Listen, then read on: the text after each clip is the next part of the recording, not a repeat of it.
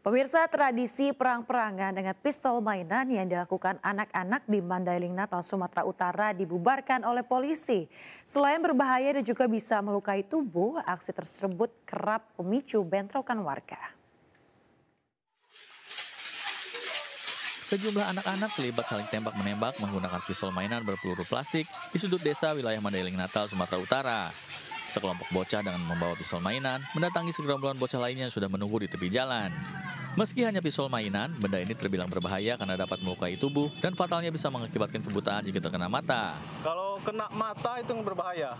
Selain itu, berdasarkan catatan kepolisian, tradisi perang-perangan ini juga kerap memicu bentrokan warga. Penertiban terhadap warga masyarakat, terutama kalangan anak-anak dan dewasa yang remaja, pada saat merayakan Idul Fitri dengan bermain senapan-senapan yang berpeluru plastik. Mengantisipasi kejadian berulang, kepolisian langsung bergerak menertibkan aksi perang-perangan dengan pistol mainan. Dari razia ini, disita ratusan pistol mainan dari para pedagang agar tak diperjualbelikan karena dinilai berbahaya dan meresahkan. Dari Mandailing Natal, Sumatera Utara, Ahmad Hussein Lubis, Ainus melaporkan. Pemirsa, hari pertama usai libur Lebaran, lalu lintas di Jakarta masih terpantau ramai lancar. Sementara pengguna KRL diminta mempersiapkan diri lantaran jumlah penumpang KRL diprediksi mencapai 900.000 lebih.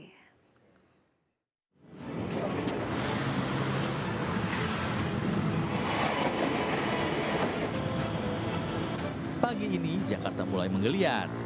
Meski pelajar setelah ASN masih libur dan arus balik libur Lebaran masih berlanjut, karyawan swasta telah memasuki hari kerja. Jalan ibu kota juga mulai terpantau ramai lancar seperti yang terlihat di Jalan Mampang Perapatan, Jakarta Selatan.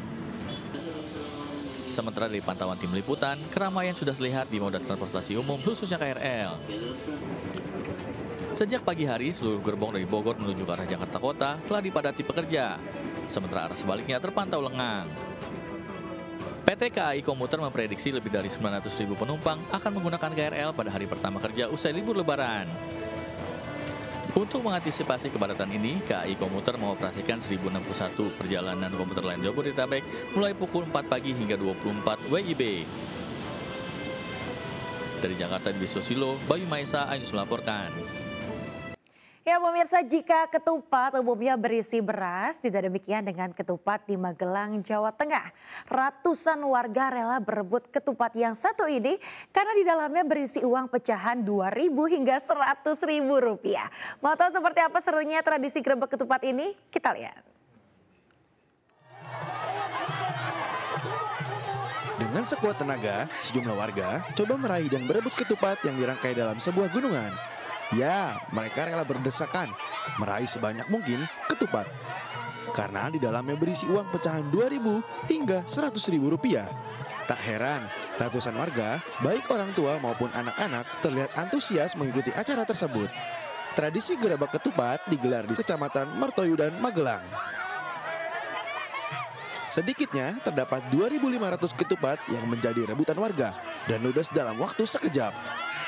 Senang sekali karena baru pertama kali, beberapa kali ikut, tapi baru dapat uang kali ini. Senang rasanya saya. Sebelumnya, warga melakukan kirap keliling dusun membawa gunungan ketupat sambil diiringi berbagai kesenian rakyat.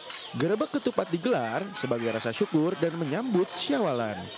Ini wujud rasa syukur masyarakat Dawung diwujudkan dengan gerebek ketupat. Dari warga masyarakat peduli untuk mengisi uang itu kelebihan dari warga masyarakat di bulan-bulan suci, bulan Syawal ini.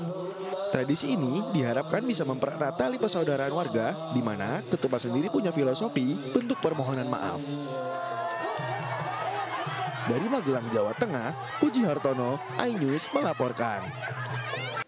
Kita ke informasi berikut ya pemirsa, situasi terkini di gerbang tol Kali Kangkung terpantau landai dan juga menurun mengingat puncak arus balik sudah terjadi pada Minggu malam kemarin.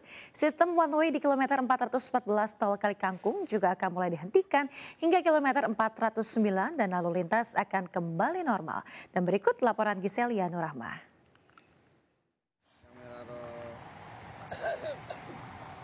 Ya pemirsa, dapat kami sampaikan situasi di gerbang tol Kalikangkung kilometer 414 terpantau landai dan lengang. Hal ini karena sudah terjadi penurunan volume kendaraan yang cukup signifikan sejak hari Senin malam kemarin. Berdasarkan data dari pihak kepolisian, dalam beberapa jam terakhir ini kendaraan yang melintas di tol Kalikangkung semakin menurun, yakni rata-rata di bawah 1.000 kendaraan per jamnya. Bahkan tadi pukul 4 hingga 5 pagi waktu Indonesia Barat hanya sekitar 400-an kendaraan yang melintas. Angka ini dinilai sudah cukup jauh di bawah normal sehingga sistem one way atau satu arah dari kilometer 414 gerbang tol Kalikangkung ini diberhentikan hingga kilometer 409. Kemudian jika kita berbicara soal antisipasi, ada sejumlah skenario dari pemerintah yang diberlakukan untuk memecah arus balik kendaraan Lebaran 2024 ini, yakni dengan memberlakukan WFH selama 2 hari terhitung sejak hari ini tanggal 16 April dan besok 17 April 2024. Selain itu ada juga potongan tarif tol sebesar 20% yang akan diberlakukan mulai besok 17 April hingga hari Jumat 19 April 2024. Dari Semarang, Jawa Tengah, Giselianu Rahma, Pandu Priyo, Suryali Santoso, iNews melaporkan. Ya pemirsa, diduga tak tahu arah pemudik roda 2 menerobos ruas tol di Mojokerto. Sementara di Ciamis, Jawa Barat, pemirsa, isak tangis mewarnai kedatangan jenazah korban kecelakaan arus mudik di kilometer 58 Cikampek. Dan 2 informasi ini kami rangkum dalam Indonesia 24 jam.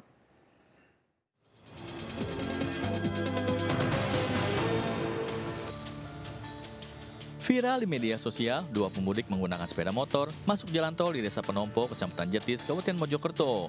Diduga 2 pengendara motor ini adalah pemudik yang akan balik dari Mojokerto menuju ke Surabaya. Keduanya tak tahu arah hingga masuk ke jalan tol Penompo. Ya pemirsa, berekreasi di taman wisata yang dibalut panorama alam memanjakan mata bisa menjadi pilihan menarik untuk berlibur bersama keluarga. Pengunjung juga dapat berinteraksi langsung dengan para satwa eksotis secara natural.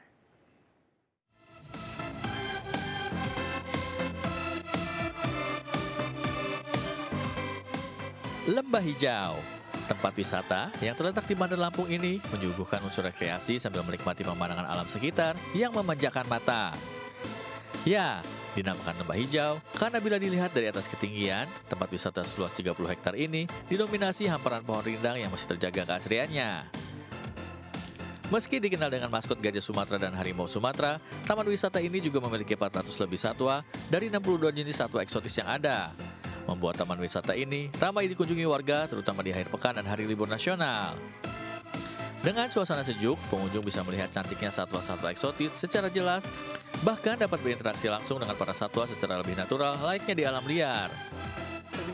Tadi sih sudah lihat burung, gajah, terus ngasih makan gajah juga, terus juga tadi ada lihat orangutan juga. Pokoknya menyenangkan liburan di sini. Karena menurut saya di sini sejuk banget tempatnya, terus ada taman satwa, ada waterboomnya di depan, jadi seru banget buat piknik sama keluarga. Pengunjung hanya dikenakan tarif sebesar Rp15.000 saja untuk masuk ke Taman Wisata Lembah Hijau. Sementara untuk paket terusan masuk Taman Satwa sebesar Rp50.000. Tak hanya itu, penyedia juga menyediakan paket sebesar Rp55.000 untuk menikmati semua wahana tempat wisata ikonik di Lampung itu. Dari Bandar Lampung, Salam Rahmat, Ahmad Putra, Adi Setiawan, iNews melaporkan.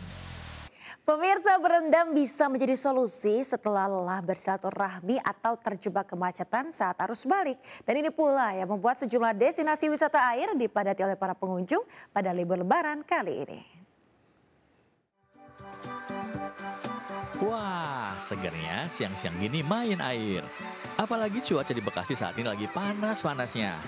Terletak di Desa Setia Asih, Tarumajaya, Bekasi, Jawa Barat, lokasi wisata air ini tampak padat dengan pengunjung. Rata-rata mereka sengaja datang ke sini untuk menikmati libur serta melepas penat usai melakukan perjalanan jauh hingga terjebak kepadatan arus balik. Terlebih, ada beragam wahana yang menarik yang aman untuk semua usia.